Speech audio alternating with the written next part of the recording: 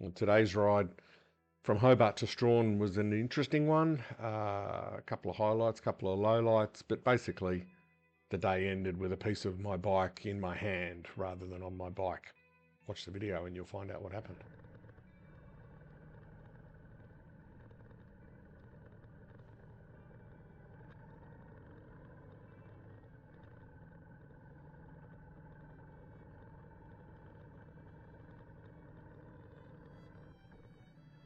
Well, I'm not sure what the lane filtering rules are here in Tas, but in Victoria, travelling less than 30, you're allowed to lane filter. The only trick is that if you're going to do it, make sure you get to the front of the line before the lights change green. This was a bit of a rookie mistake and really could have got hurt.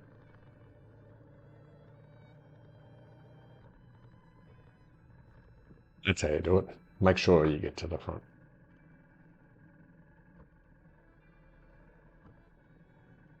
This is on the road towards Queenstown, and I was planning to stop for breakfast in New Norfolk. It was a beautiful ride because I pretty much had the Derwent River for company the whole way um, to New Norfolk.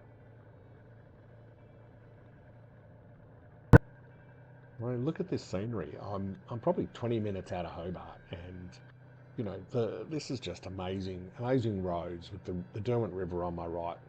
Just a beautiful ride this morning.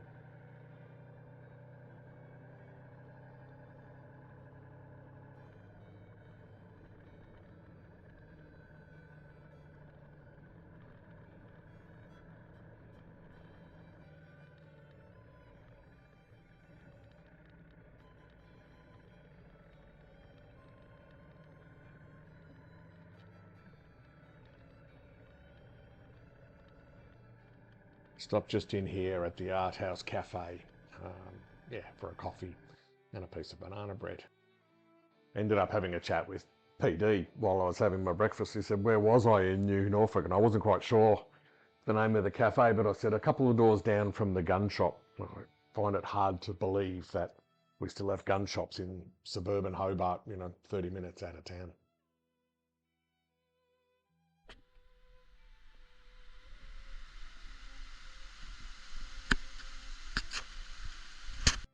As I was riding along, I saw this little rapids course on my left side on the Derwent River. So pulled over and had a bit of a look, and what a way for a grandpa and his grandson to enjoy a morning together playing in the rapids, and obviously grandpa teaching Junior the finer points of managing a kayak down the rapids of the Derwent River.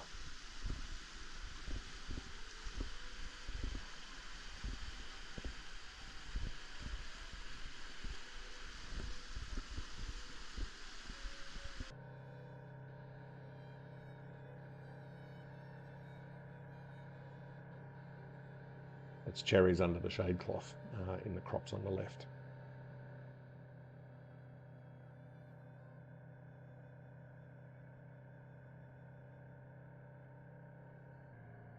While my bike's not the fastest bike on the planet, just have a listen to it go when I gave it a little bit to get past this van.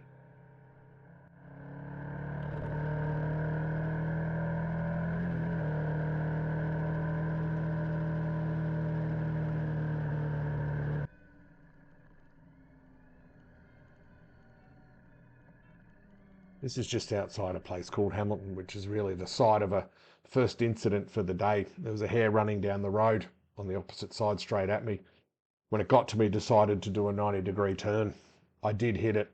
I did go back, and I did do what I needed to do. And I thought back to my time as a young fella where my Uncle Barry and I were trapping rabbits, and he showed me how to make sure that they didn't suffer after they'd been injured. Thanks, Uncle Barry. And apparently the Hamilton show is on the 14th of March, 2026. Welcome to Ouse. I would have called it Ouse, given it's spelt O-U-S-E, but the lady in the survey confirmed it's Ouse, not Ouse.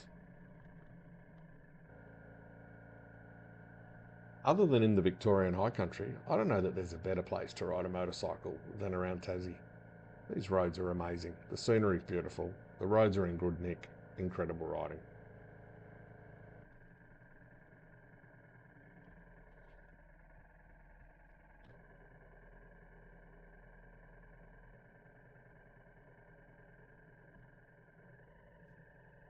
I'm going to the front.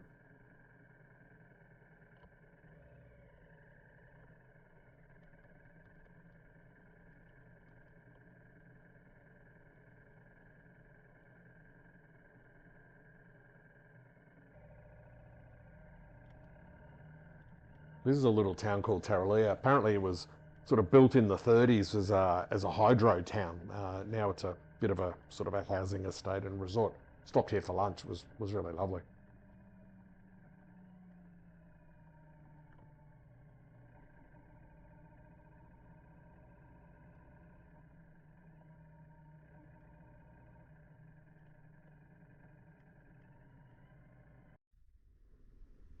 That's some of the hydro infrastructure looking down to the Tarraleah power station down the bottom of the valley there. Quite incredible.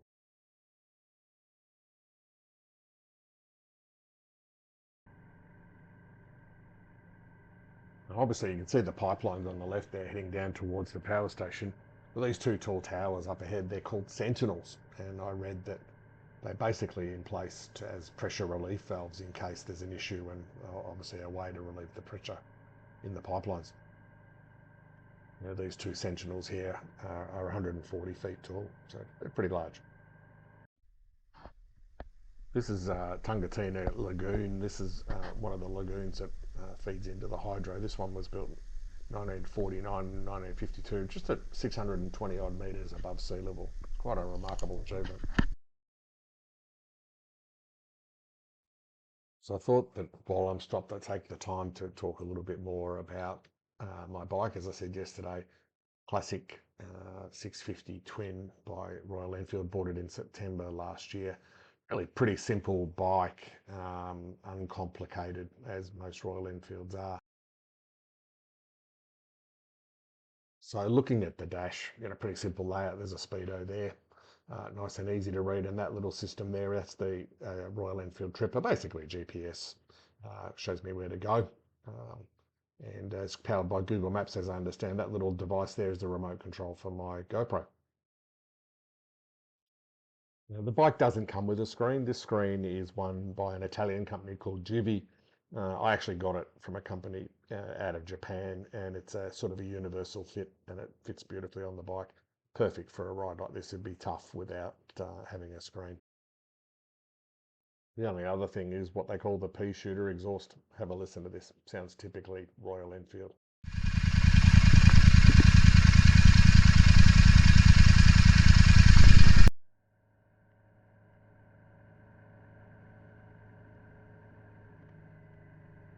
I actually thought the terrain around here had a bit of a sort of a Victorian high country feel to it, so it really was a lovely place to ride.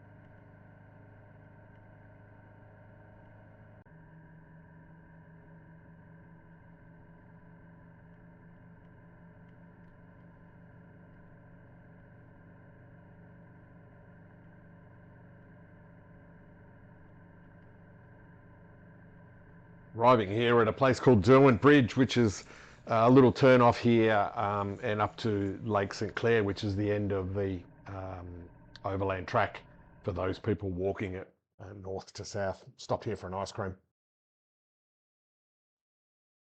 This is Lake St Clair, as I said before, the finishing point for those walking the overland track north to south. Just have a look how clear that water is.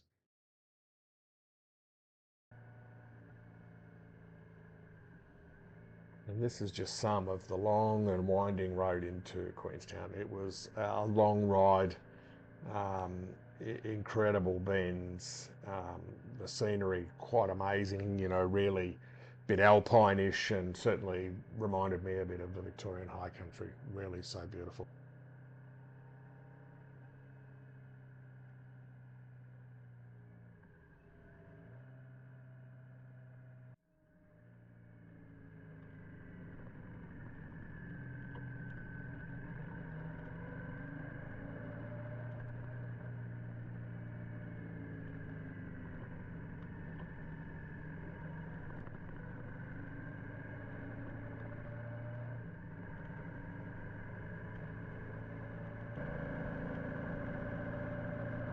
This is some of the changing scenery as you're starting to come into Queenstown. Certainly the terrain differs, and clearly you can see the activity from mining.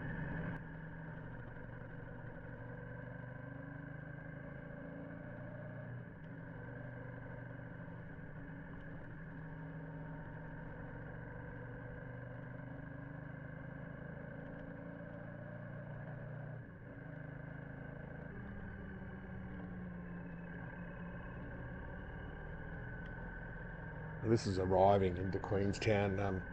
I think the last time I was in Queenstown was when I was in primary school, but an old gold mining town, so a little bit of history about the place.